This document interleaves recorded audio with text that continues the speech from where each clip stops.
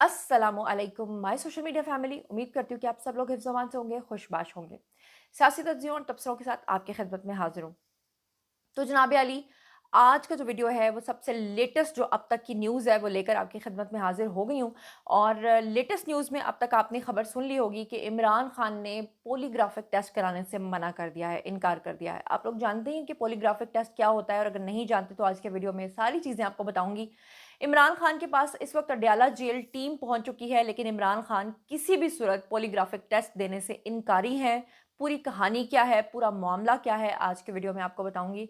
इसके अलावा फैसल वाउडा जो हैं वो कल से काफ़ी ज़्यादा वायरल हुए हुए हैं, क्योंकि उन्होंने एक मरतबा फिर से नाजेबा ज़बान इस्तेमाल की है मियाँ साहब के हवाले से, पीएमएलएन के हवाले से, और उनका मुंह तोड़ जवाब जो है वो दिया है जी अज़मा बुखारी ने। फैसल वाउडा को पीएमएलएन से इतनी तकलीफ़ क्यों है, उनका मसला क्या है, उनकी तकलीफ़ और दवा क्या है, उसके बारे में आज बात होगी। इसके साथ ही आज मैंने आपको एक और ख़बर देनी है, और वो ख़बर जनाब ये है कि पाकिस्तान ने फ़ाइनली अरब ममालिक को भारतीय जारियत से मुतल्लिक ब्रीफिंग दी है।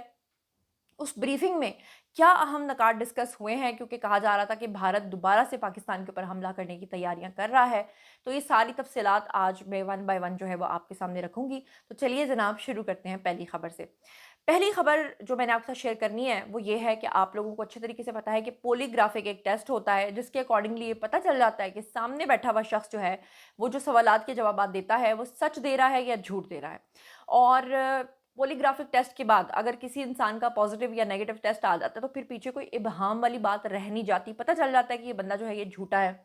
अब खान साहब जो है वो हमेशा से 9 मई का जो मुद्दा है वो फौज के ऊपर डालते आए हैं। वो हमेशा से ये कहते आए हैं कि ये इनसाइड जॉब थी। वो हमेशा से ये कहते आए हैं कि पीटीआई के कारकुनान वो लोग थे ही नहीं जिन्होंने 9 मई को हमला किया था। जबकि हकीकत ये है कि हर वो शख्स जो पकड़ा गया, उनके घरों में ये लोग ताज़ियतें करने गए, उनके घरों में अफ़सोस करने गए। बाद में उन लोगों ने अपने ऊपर जो है वो उल्टे-उल्टे इल्ज़ामात लगवाए। किसी ने कहा कि मेरे जो नाज़ुक अज़ा हैं उनके साथ जनाब ईंटें बाँध के तशद्दुद हुआ। तो किसी ने कहा कि जी अल्लाह माफ़ी दे, वो एक मियाँ इबाद था, उसका बच्चा जो है वो बचपन से ही आपने देखा था कि बीमारी, पुरस्रार बीमारी का शिकार था, लेकिन उसने भी वो सारा मुद्दा जो है वो अपनी अरेस्ट होने के ऊपर जो है वो डाल दिया था।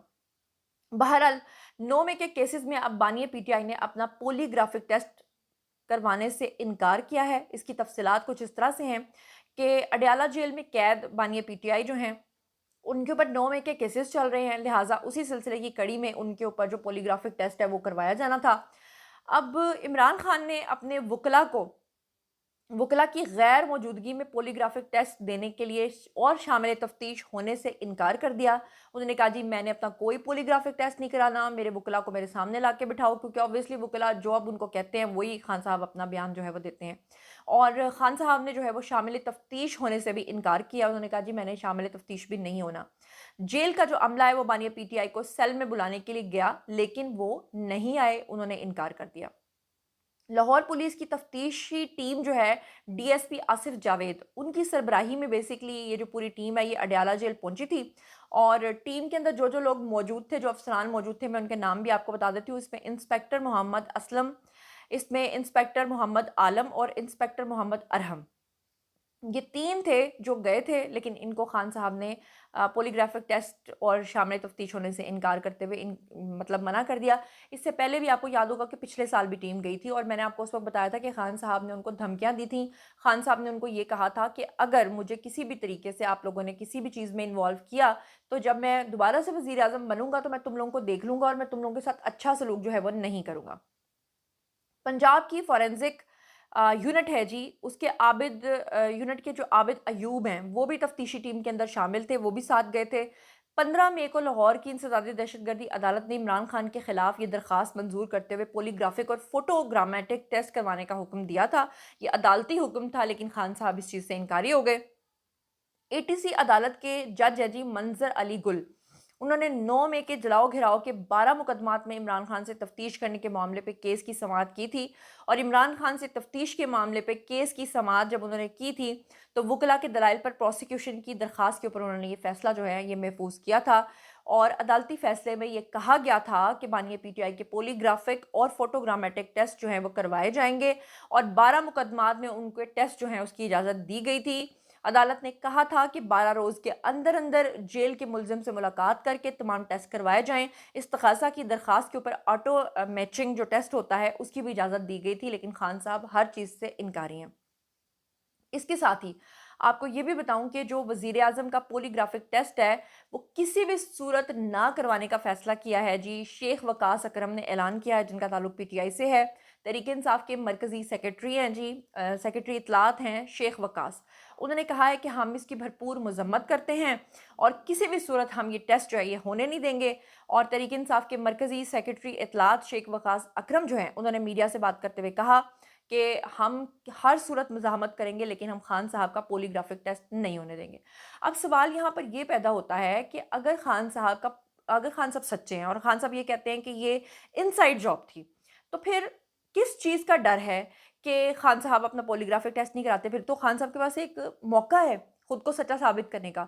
اگر وہ پولی گرافک ٹیسٹ نہیں کروا رہے تو اس سے کیا ثابت ہوتا ہے، اس کا اندازہ آپ خود لگا سکتے ہیں، مجھے کسی کو بھی کچھ کہنے کی ضرورت نہیں ہے۔ اچھا، اس کے علاوہ ایک اور بڑی اہم خبر جو ہے وہ آپ کے ساتھ شیئر کرنی ہے، اور وہ اس حوالے سے ہے کہ جو عرب ممالک ہیں ان کو فائنلی پاکستان نے بریفنگ دے دی ہے، کیونکہ کہا جا رہا تھا کہ عرب ممالک کی میڈیشن کے بعد ہی پاکستان اس بات پہ سیز فائر کے لیے تیار ہوا تھا، امریکہ بھی اس میں پڑ گیا تھا، اور اب بھارت جو ہے وہ اس چیز سے انکاری ہے کہ میڈیشن کسی نے نہیں کیا ہے۔ وہ تو خیر اپنی سبکی سے بچنے کے لیے سب کچھ کر رہے ہیں، لیکن پاکستان نے عرب ملکوں کو بھارتی جارحیت اور پاکستانی جواب سے آگاہ کر دیا ہے۔ اس کی جو تفصیلات ہیں وہ آپ کے ساتھ شیئر کر لیتی ہوں۔ اقوام متحدہ میں پاکستان کے مستقل مندوب ہیں جی عاصم افتخار، انہوں نے پاکستان کے خلاف بھارتی جارحیت کے حوالے سے عرب گروپ کو تفصیلی بریفنگ دی ہے۔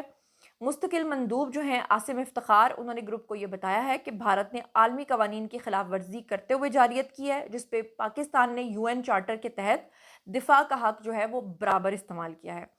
انہوں نے یہ بھی بتایا کہ سندھ طاس معاہدے کا یک طرفہ معطلی جو بھارت نے فیصلہ کیا تھا کہ پاکستان کا پانی روک دے گا، اس میں انہوں نے کہا کہ UN چارٹر کی سنگین خلاف ورزی ہے یہ۔ پاکستان اور بھارت کے درمیان مسئلہ کشمیر کے حل کے بغیر جو پائیدار حل ہے اس کے بغیر امن قائم نہیں ہو سکتا، اور اقوام متحدہ کی قراردادوں کے مطابق مسئلہ کشمیر حل کیا جانا چاہیے۔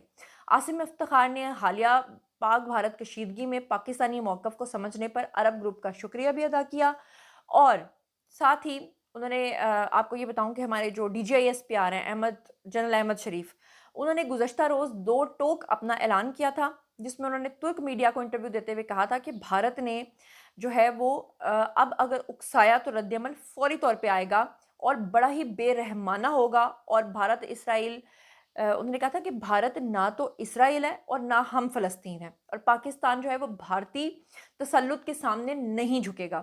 اور یہی تکلیف جو ہے وہ اس وقت انڈینز کو ہو رہی ہے، تکلیف بہت زیادہ ان کے اندر جو ہے نا صلاحیت کر گئی ہے، کیونکہ شدید تکلیف ان کو اس بات کی ہے کہ کیوں آخر پاکستان جو ہے وہ چائنا کے اوپر الزام لگا رہے ہیں، جو بھی لگا رہے ہیں۔ اللہ کا شکر ہے کہ اللہ تعالیٰ نے پاکستان کو یہ صلاحیت دی کہ آج خدا نہ خواستہ اگر فلسطین کی جگہ کھڑے ہوتے اور جس طرح سے بھارت نے میزائل برسائے تھے اور ہمارے پاک فوج نہ ہوتے، اللہ کی مدد ہمارے ساتھ نہ ہوتی، تو کیا ہوتا، یہ اندازہ آپ کر سکتے ہیں۔ اچھا جی، اب ہم چلتے ہیں فیصل واؤڈا کی طرف۔ فیصل واؤڈا کو جب جب موقع ملتا ہے زہر فشانی کرنے کا تو وہ پتہ نہیں PMLN کے پچھلے جنم میں ان کے ساتھ کون سی دشمنی تھی۔ اب آپ کہو گے ہم مسلمان ہیں، یہ پچھلے جنم کا ذکر کیوں کیا؟ تو میں نے یہ عذرا ہے تفنن ویسے ہی کہہ دیا ہے، اس کے لیے معذرت ہے، لیکن فیصل واؤڈا نے کیا کہا، PMLN کے بارے میں بڑی گندی گندی باتیں کی، اس میں سے ایک چھوٹا سا چنک آپ کو سنوانا چاہتی ہوں، آپ ذرا سنیے۔ مجرمانہ خاموشی تھی میاں صاحب کی طرف سے، اور جو ٹک ٹاک صوبائی گورنمنٹ ہے اس کی جو خاموشی تھی وہ سب کو فیل ہوئی، کیونکہ دیکھیں ہم نے کسی کی حب الوطنی پہ کبھی سوال نہیں کیا، چاہے نواز شریف صاحب ہوں، زرداری صاحب ہوں یا عمران خان صاحب ہوں، سب حب الوطن ہیں، لیکن خاموشی جو ہے بڑی معنی خیز ہے، اس نے ہرٹ کیا ہے پاکستانیوں کو، مطلب میرا اس کا۔ لیکن مسلم لیگ نون کے بہت سے رہنما کہہ رہے ہیں کہ حکومت کی ساری اسٹریٹجی نواز شریف صاحب خود بنا رہے تھے۔ دیکھیں یہ سب پرابلم یہ ہے کہ نہ تو پڑھے لکھے نہ ان میں کوئی شعور ہے۔ دیکھیں اس طرح کی جو ٹک ٹاک آپ گفتگو اچھا، یہاں پر میں آپ کو یہ بتاؤں کہ آپ کو یاد ہوگا کہ پچھلے دنوں عظمہ بخاری جو ہیں انہوں نے بھی یہ بات کہی تھی۔ اس کے علاوہ ایاز صادق صاحب نے بھی یہ بات کہی تھی کہ انڈیا پاکستان کا جو یہ کانفلکٹ ہوا ہے، اس پورے کانفلکٹ کو لیڈ کرنے والے سامنے سے فرنٹ فٹ پہ آ کے کھیلنے والے میاں محمد نواز شریف صاحب تھے۔ انہوں نے میڈیا پر تو خاموشی اختیار کیے رکھی، وہ سامنے نہیں آئے، لیکن اداروں کے ساتھ مل کر انہوں نے پوری اسٹریٹجی بنائی، اور نو ڈاؤٹ آج تک پاکستان کے اندر کسی نے کام کیا ہے تو وہ میرے خیال سے نون لیگ ہی ہے۔ پھر اسی لیے نواز شریف صاحب کہتے ہیں نا کہ وہ 28 مئی والے ہیں، وہ 9 مئی والے نہیں ہیں، بلکہ اب تو وہ 28 مئی والے بھی ہیں، وہ 10 مئی والے بھی ہیں۔ لیکن پھر بھی فیصل واؤڈا نے عجیب و غریب قسم کے بیانات دیے۔ اس کے بارے میں عظمہ بخاری کا رد عمل سامنے آیا ہے۔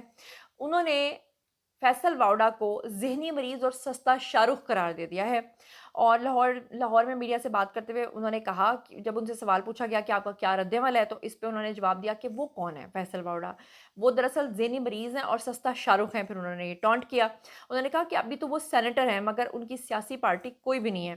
ان کے بیان پر کچھ نہیں کہنا چاہتی، ایک شخص کی حالت کے اوپر ہم رحم کھاتے ہیں۔